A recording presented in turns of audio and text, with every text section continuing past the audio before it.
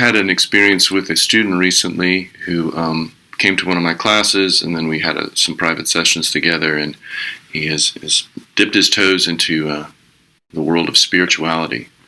And we had a long conversation, talked about it for a while.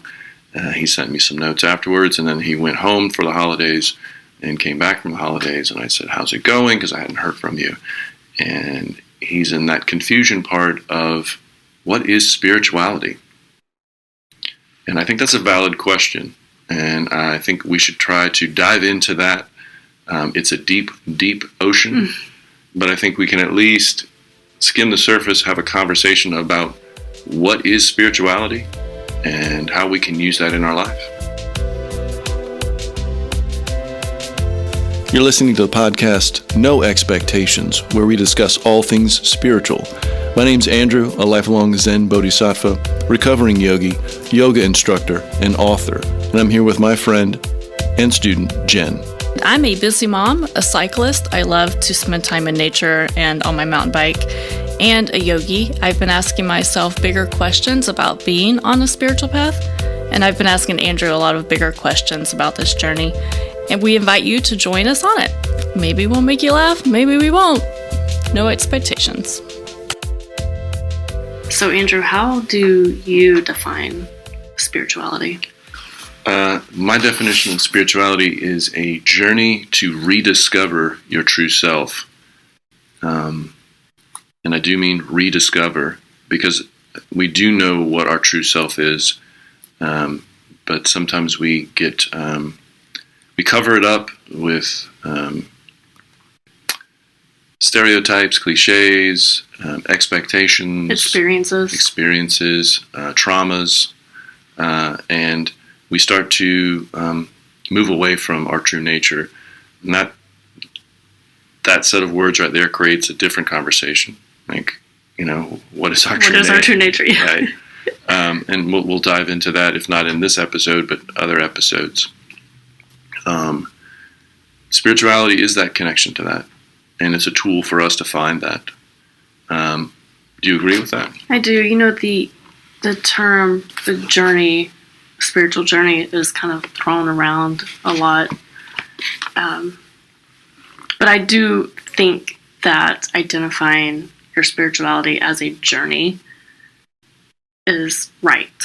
It's the right way, because if you think about a journey, it's not the short-term end goal, destination. It is a lifelong experience that you have in this body, in this moment.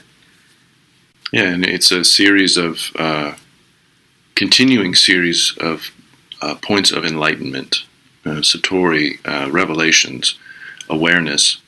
And one of my teachers described it as a journey that you get on the bus, and you there's no spot where you just end, right? The bus your destination may be, San Francisco, but you take a stop in Chattanooga, and then you end up in Indianapolis, and then, Fargo, and then, Austin, Texas, or whatever along the way, because each time that you find some enlightenment, some new information, your journey starts to change, and it starts to move in ways you did not expect.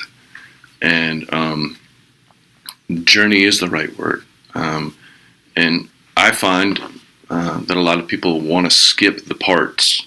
They just want to arrive at the part where I'm completely enlightened and ready to disappear into the ether. Yeah, you make it look so easy. Give me that enlightenment.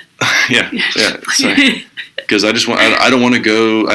I really don't want to show up. I want to skip through the stuff, especially the stuff that hurts. Mm-hmm. I want to skip to the part. I want to skip to the end of the book. Yeah. I want to end up in San Francisco. However that works for you. Fast forward to the end. Get me to the party, because that's where I want to be. Yeah. And to your point about, the term spirituality gets thrown around a lot. It's a great marketing tool. Oh yeah. And we see it everywhere we go. Right? Like, I was in the bookshop the other night, and there is a plethora of books about spirituality. Conquer your consciousness in 21 days, or, demean your delusions, and, all this stuff. And it's all about mastering and and everyone who writes these books is a quote-unquote expert about meditation or life goals and life coaching. Right, and I think it's really difficult for people who are starting to find their way onto a spiritual path because there's just so much information. And I'm not saying it's bad information, it's just so much information. You shared something with me at one point that I can't remember how you put it, but you said that as you're going into this journey, you've identified that you're on it and shit's about to get real. You encouraged me not to go through it alone and to have a teacher. And obviously you became that teacher for me. And I remember having conversations with friends, close friends at the time, and they were concerned because I think we're so familiar with the commercialization and the monetization of teachers. And yeah, there were interesting conversations as I was treading lightly into our relationship, a teacher-student, to learn from you and, just soak up all the knowledge and information that you were sharing with me, but also be aware that. Yeah. And that's a misconception about society that, that everyone's out for your money. But maybe they are. I don't know. I see it's, the whole industry, not to get into that, we'll find that rant for another day, is really kind of cannibalizing itself. And everyone's trying to tell you their path is the way to go. And I believe that you have to find your teacher, right? Your guru, whatever that is for you, by putting yourself out there and exposing yourself to new opportunities. Yeah. I don't think you can seek actively. No. I don't think you can put a big, sign on your head that says, I am looking for a teacher, come teach me at all. Because if you're looking for it, you're going to find some things that you don't want to find. Right. Because there's plenty of people that want to jump into that space because they think they are that. The yoga industry is replete with fitness instructors who think they should also be your life coach and guru, and don't agree with that. I mean, it just, you need somebody who is. I think Patanjali says it very, very plainly in the Yoga Sutras. You need to have a guide. A guide, yeah. And that's experienced.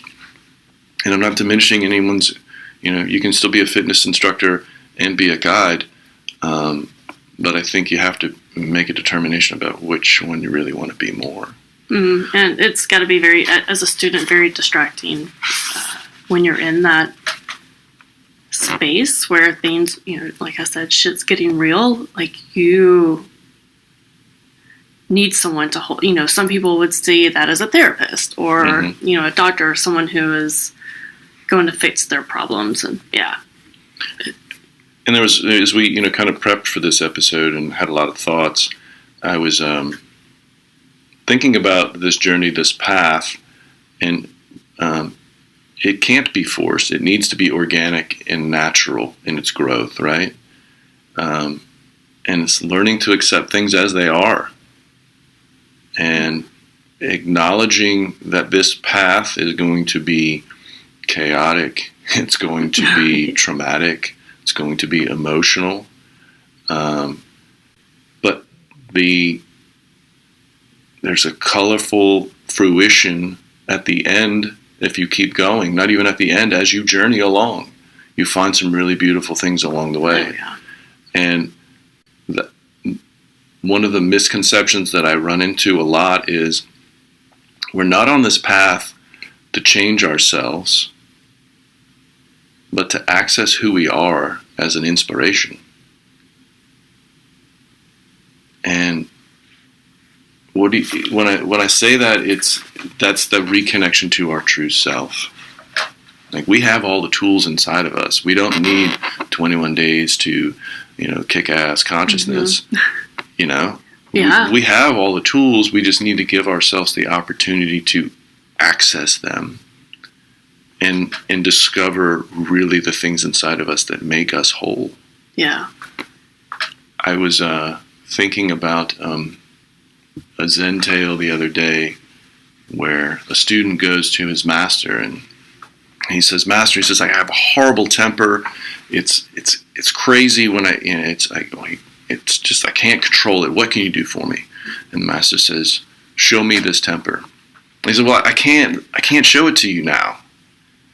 And he says, "Well, what do you mean you can't show it to me now? You say it's horrible. It's ruling your life. Show it to me." "Well, it's not here right now. It's like, only in certain situations." He says, "Well, your parents probably didn't give it to you. So where did you get this horrible temper?" "Well, I don't know." "Well, if it wasn't given to you, it's probably not part of who you are. So why do you let it rule your life?" Right? And I think those are the things that we hold on to. That's the veil that blocks us from our true nature. This holding on, saying, "My anger is in my way, but I can't control it." But you're letting it take control. It's who I am. It's who I am. Being able to look at how you've identified yourself, whether it's Jen, the anxious, panic mom, busy, thriving or surviving in chaos mom, being able to look at that and say, well, that's not who I am, and I don't have to be that. I don't have to be anxious, and letting it go. And I also think it's too that we don't have to. Letting go is an easy phrase to say, and it's often overused and it's highly ubiquitous, and it's kind of lost its meaning. But letting it pass, because there's so much. We all have histories. We all have our traumas. We all have our blocks, and sometimes we use those erroneously to hide our true nature. Like in the example of the student with the anger problem, I could certainly say that, well, my parents were angry, so I learned that behavior, right? Is that an excuse to act angry? No. Was I angry before that as a child? Where did I learn anger?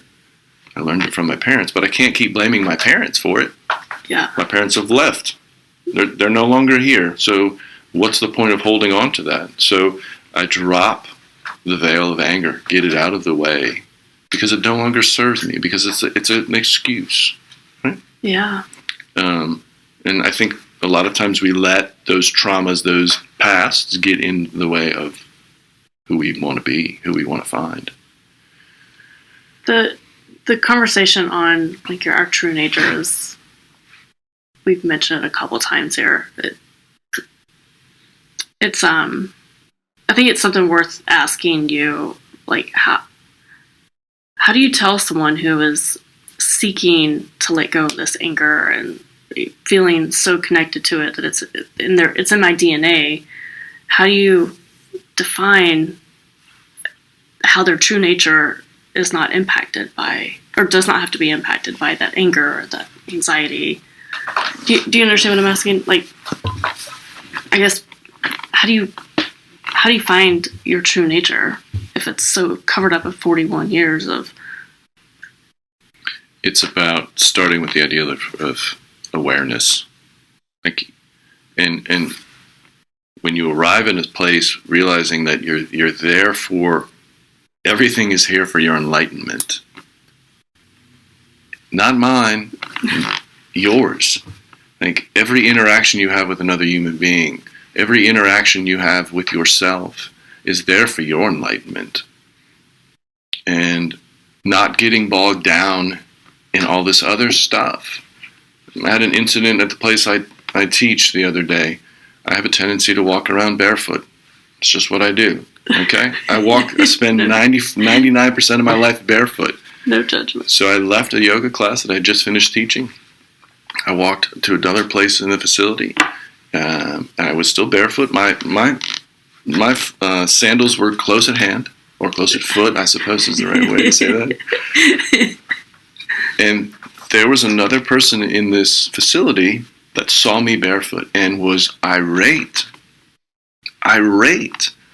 And he walked down to the front desk and he said, there's this guy upstairs, he's barefoot, and I think it's disgusting. And if I didn't have more control of myself, I'd just go and punch him in the face. Wow. Someone wanted to punch you. It's not the first time. And I guarantee it won't be the last. It won't be the last at all. But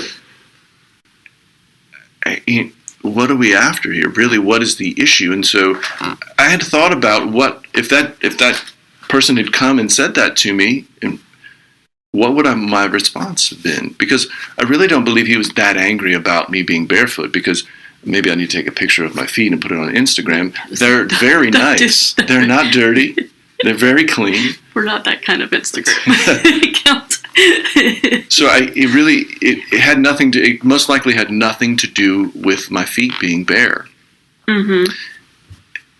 And I'm thinking, what would my response been to him? Like to try to peel back the layers and really find out what the issue is. Why are you so angry? Why are you so angry? Yeah. Because someone is either, breaking the rules in your opinion, or it's unsanitary, or whatever that is. But creating that awareness to, why am I behaving like this? Why? And that taking that opportunity to seek that enlightenment in that moment for that person, even myself. Because, what if he had thrown a punch at me? What would I have done? Yeah. I consider myself a pacifist, but I'm the youngest of 3 boys, and it wouldn't be the first. Just ready to brawl. Yeah. It wouldn't be the first time I'd been punched.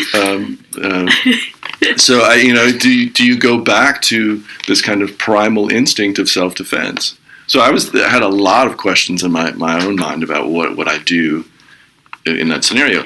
But again, so the long answer to your long question was, it's back to taking each moment and being aware of it and seeing how you interact in that moment. And that's difficult. Yeah, it requires intention, like intentionally being, like, you can't peel apart a moment if you're not in it. Right. If you're distracted. I'll even add, it requires intense intention. Mm-hmm. You have to be laser focused on what's going on.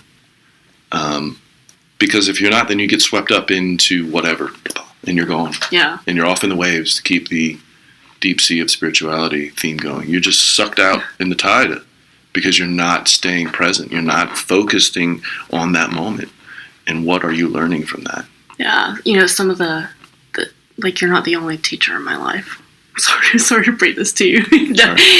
But I was thinking about the different teachers in my life, and just in these past couple of years, and it's been humans, it's been friends, it's been animals. I've learned from moments, these moments of enlightenment when I'm just being there. You forgot to add yourself to that. Add myself as it me. You're your own best teacher. Yeah. Sorry, go ahead. No. Animals? Yeah. You're not going to start talking about bugs again, are you? I love bugs. No.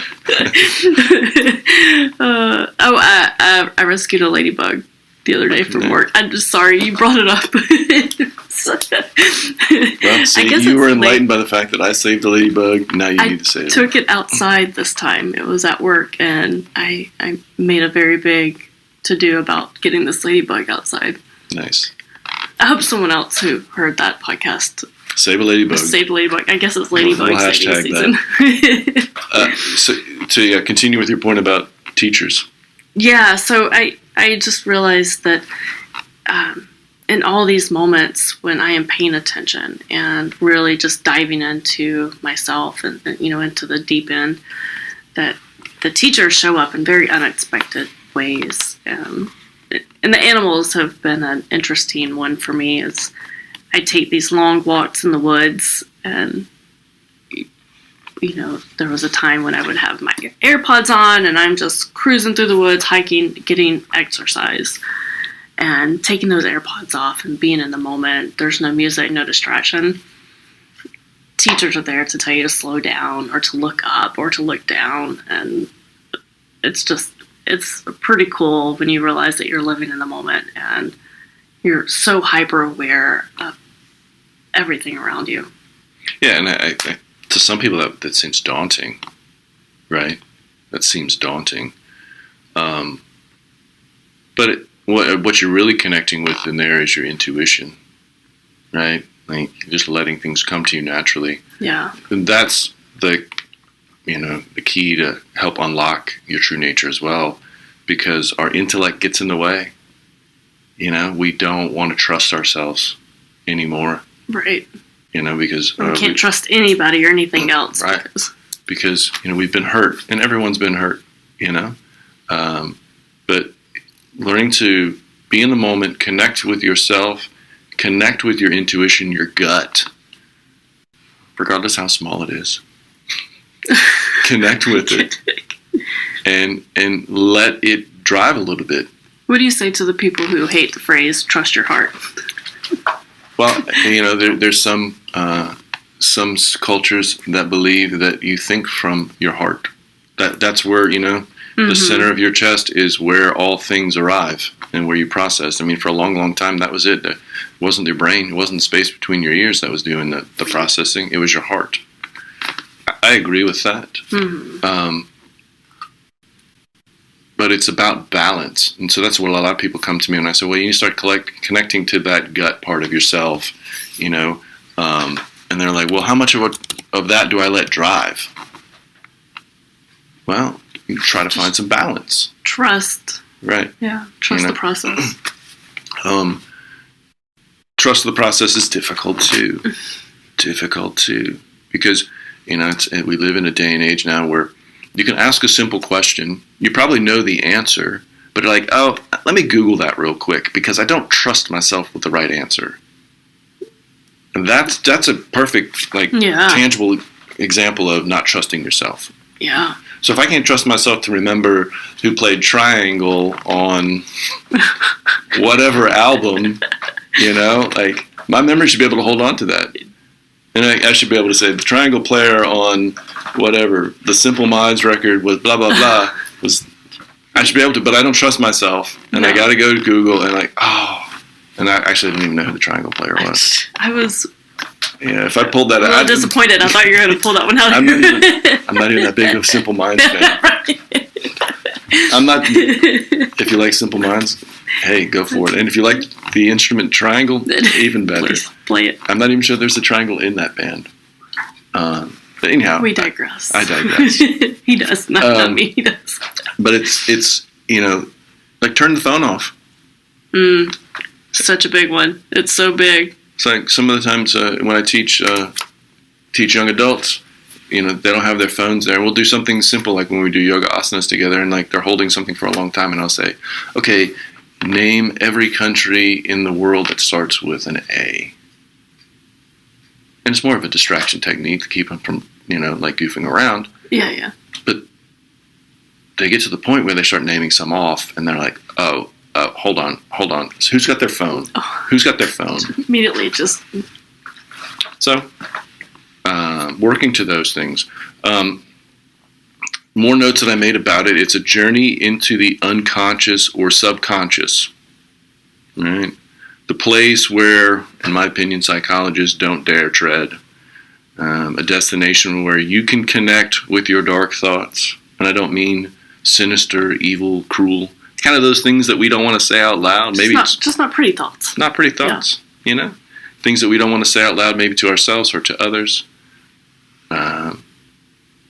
Those thoughts that we suppress, that kind of get baked into our intellect. And once we start to work in that space, we can kind of reconnect with our true nature and intuitive power. And that's a lot, and I know it's a lot. Yeah, well, I mean, as we're talking about spirituality, it is a lot. It's not a simple answer. It's not simple. It is a very complex system. It looks like it anyways if you're on the outside. But being able to boil it down to, like, taking away all the layers of who you are, your spirituality exists within you. Mm-hmm. And it's not your anxiety. It's not your, anger.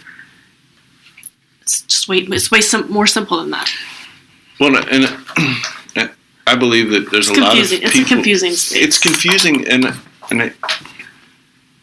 I believe that there's people who get defensive when you use spirituality against their religion.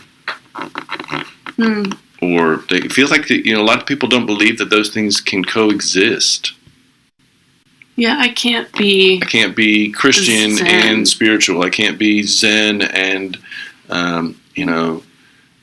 Jewish, and I can't. Certainly, you can be all of those things. Why can you not be? Yeah. The basic fundamental, like we talked about before, the fundamental message at its base is similar, right? Mm-hmm. Discovery of ourselves. And there's just different methodology to get there. So there's a lot of people that come to work with me, maybe in yoga asana, and then when we start talking about meditation or connecting to yourself or this is true nature, they're like, whoa, let me stop you right there. I don't want to drink the Kool-Aid. I'll talk to my Sunday school group about that. Yeah. And so, what do you say about that? I mean, I was raised in the Episcopal Church. I'm very familiar with that life, and not that there's anything against that. It just didn't work for me. And I remember as a young man, I asked my father, who was very active in the church and who made my two older brothers be very active in the church as well. I remember asking him one day, I was probably 12, 11. I had questions. I came home from church and I had questions. And he said, it's a matter of faith. And I don't remember exactly what I said, but I never had to go back to church again. Because I had a lot of questions, and so that took me on a different journey. Okay. To find something else for myself that fit in the way I was trying to work. Do you think, in hindsight, that was when your spiritual journey started? I mean, I know it started. It probably started much sooner than that. Yeah. But it really began probably as a very, very young child. And then just it kind of began my search. I think that was the beginning of a search to find a path. And then from there, the path started to kind of open itself up to me. And I wasn't trying, like I said, I had two older brothers, and one of which was very interested in Eastern philosophy. And so I was very interested in Eastern philosophy because of him. You were influenced by him. And intellectually, he was an elephant on that path, and I was a tiny field mouse trailing behind him. And when he went, his path changed. I was still that mouse, but I was on my own path. Yeah. So I found my own way. What about you? I feel like my life has been a bunch of start and stops on a spiritual journey. I have a question about that, so we'll come back to that. Yeah. But go ahead and ask your question. I'm interested. Well, I believe you and I talked early on about that, that dipping in and out. Yeah. You want to know what you told me? Is that your question? No, I already know what I told you. But please remind me. You talking about greater the doubt? Sure, that's what I said. Okay, so when I was talking to Andrew about this, identifying, I feel like I've been on this journey, like stopping and starting, whether it was just starting and stopping yoga classes or big things that had gone through my life that kind of pointed me in this direction. You told me greater the doubt, greater the awakening, smaller the doubt, smaller the awakening, no doubt, no awakening. Yeah. That was one of the things I said. I do remember that. But I think also in correlation with that was you can't dip in and out. You have to stay on it. You got to stay on because the more you get off, the more difficult it is to get back on. Mm-hmm. And then that difficulty, it's more pain. Right? So much harder. When we hit a difficult spot in the journey, a dip in the road or whatever it is our first inclination is human nature is to say, yeah, this was fun, I'm out. And step away, press the pause button or whatever that is, mm-hmm. and I'm out. And then maybe you go away for a while, like, I really didn't give that a full chance. Maybe I go back in. But that thing is still on pause. It's still waiting for you. Still, like, you cannot pass go. You cannot skip. There's no way around that pothole. No. You've got to go through it. So, mm-hmm. as you dipped in and out of your journey, was that your experience with it? Yeah, I was angry for a long time. And I always thought that at one point in my young life, I was told, you were special because you were chosen. And at that time in my life, what had happened is I was adopted. I was adopted out of the foster care system at 9. And the person who gave it to me was trying to make me feel better, but I took it as, you were chosen to go through this chaos. And in hindsight, when I look back at my journey, I feel like that was the moment that my spiritual journey kind of started, mm-hmm. because I carried that anger with me for a long time. And, at one point I was able to let the anger go, and I just decided to deny it because I thought, if I went through all this for a purpose, well, screw that. I don't have to give out to a world that was, had hurt me. So I hurt myself. That was my, this part of my spiritual journey is I'm hitting at my late teens and 20s and self-flagellation. Yeah. Mm-hmm. I went into pure denial, and denial to me was just a stream of self-inflicting pain. Mm-hmm. Yeah. So there was a point when some would say it was your rock bottom. For me, it was, I felt like I'd climbed the top of the mountain. The hard work was over, and I hit a part where I wasn't really denying anymore. I just kind of resolved that I'd gone through this stuff. I don't know. It was a very long journey for me of always going back to that 9-year-old mm-hmm. person who had been hurt, and every time I'd make progress on this journey, I come up to that part of that healing, and I would, slam the door shut. Right.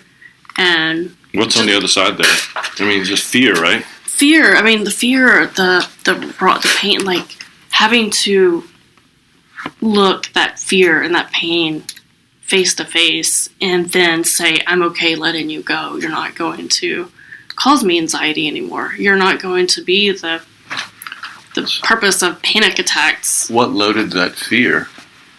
What loaded it? Yeah, I mean, there was an expectation, right? Like there was a spot where you thought, well, I know there's pain here. I know there's a painful moment or painful memory or painful trauma or whatever that is. Mm-hmm. But your mind or our minds create this, like, I'm going to tell you what's on the other side of that.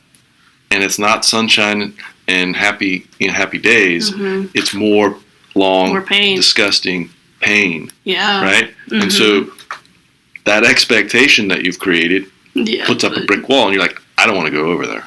Yeah. And so what you had to do was you had to face the wall. Right? I had to face it. And facing it, to me, came through the discipline of meditation. And that was really where I found healing from all that, and I found a release, a letting go, if you will, of.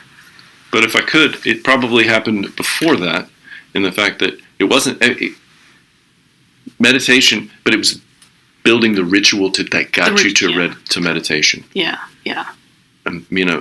Building that ritual to sit down, that creating that discipline in yourself, arriving there, creating that creating that no expectations. No expectations. I'm going to sit my butt on this pillow, Zafu, whatever you were doing. Mm-hmm. I'm going to do it, and cutting out expectations. Yeah. And when you hit a brick wall and you hit a bad day or things didn't go as well, you use the tool of compassion that we talked about in the other episode, and you cut through that stuff, right? You say, I'm going to give myself a break here. Like, the best I can is good enough today, and I'm going to roll up my thing, I'm going to turn off the lights, I'm going to go back, and I'm going to come back tomorrow, and I'll see you tomorrow, and I'm going to face that wall. Yeah. And that determination in that ritual created that space for you. Mm-hmm. And then there was the moments of, like, the wall just disappeared. Yeah. It wasn't really there. It was a myth, right? A veil. And you just bust through it. I was like, what was I doing? You're the Kool-Aid man. Yeah, right. Oh, yeah. Yeah, letting go, and I think, again, I did not go into that part of my journey expecting to heal. Right. Well, I know you were probably expecting the other side, right? You're yeah. This is going to last forever. I'm going to hold this thing. I'm going to hold it like that guy's holding his temper, right? Yeah. It's like, I'm going to hold it because it's familiar. Yeah. I'm going to be a cool, calm, and collected Jen because I meditate every day. I think that was my purpose, is not even looking deep into that comment. I was just like, I'm just going to look at me. Look at me be so cool and calm. Yeah. Mm-hmm. So, we've really just kind of skimmed the surface of spirituality, but I invite you to find whatever tool and lesson you can to open those doors for you. And I think we'll talk about in other episodes being aware of clogging up your journey with a bunch of spirituality pieces, a junkyard, if you will. If you find something that resonates with you, if you find a teacher that resonates with you, if you find a lesson or, whatever that is, follow that as long as you want to, until it no longer serves you. That's my advice about it. Don't go actively seeking, because, again, there are plenty of people who consider themselves a teacher or a guru, but you have to be aware that, really are they practicing what they preach? All of those things. Doesn't mean they have bad lessons. Proceed with caution. Proceed with caution. I have barriers, firewalls for myself about bringing on new students, and I think most teachers should have those firewalls as well. Oh yeah. And I won't give mine away, but it's very important to me, to know that the student is genuinely dedicated. That it's not just, can you show me how to do a handstand, or can you show me how to sit, or those types of things. If you find a teacher that's all they want to do is teach you, how to do a yoga asana, then you probably need to find another teacher, or keep looking. Just keep your eyes open. Yeah, and I will add that whether you realize it or not, you're on a spiritual path. Just stay on it. I agree. I think that's great advice. I think it's just give yourself the opportunity to open up, feel all the things. Yeah, you got to feel it all. Feel it all, good and bad. And it's the realizing that you shouldn't be chasing anything, right? That we should not be chasing pain or pleasure. Let it come to you. Feel all those things. It's perfectly natural. It's perfectly human to have and want those things. Yeah. But when you find yourself chasing it down, then maybe pull back, listen to your intuition, find some balance in yourself, and go, okay, really, how is this serving me? So let's move on while we're still just in the zone. How about the quote of the day, or thought of the day? Yeah, tell me what you got. So since we just dropped some knowledge, the quote of the day is, knowledge must be burned, hammered, beaten like pure gold, then one can wear it like an ornament. What do you think about that? It feels like knowledge has to be earned, or wisdom is earned, not read in a book and gained. It's different for you than it is for me too, right? Like how I access information and process it through my journey, and then I can be an example. I can be that bodhisattva, that person that's trying to end suffering for someone else. Yeah.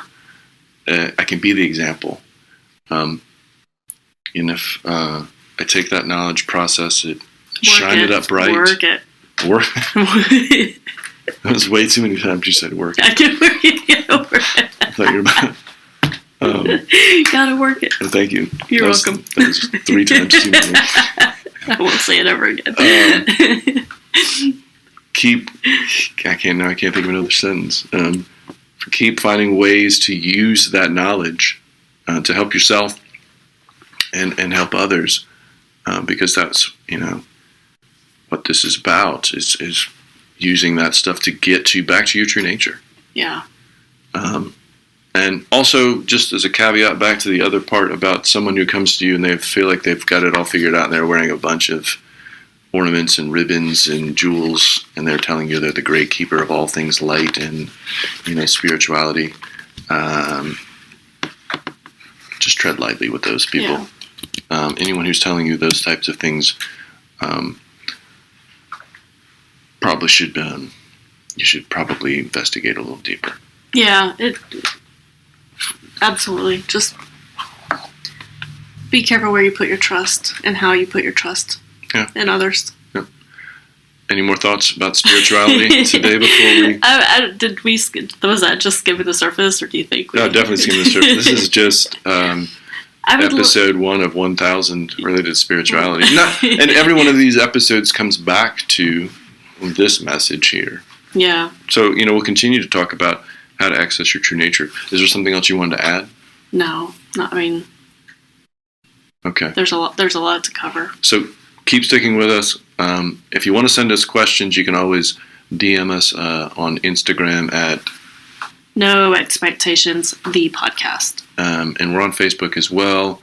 No Expectations, the podcast. We'd love to hear from you. Yeah, send us your notes, thoughts. We can answer your questions. We can dive in, and we'll go from there. Appreciate you. Enjoy your journey.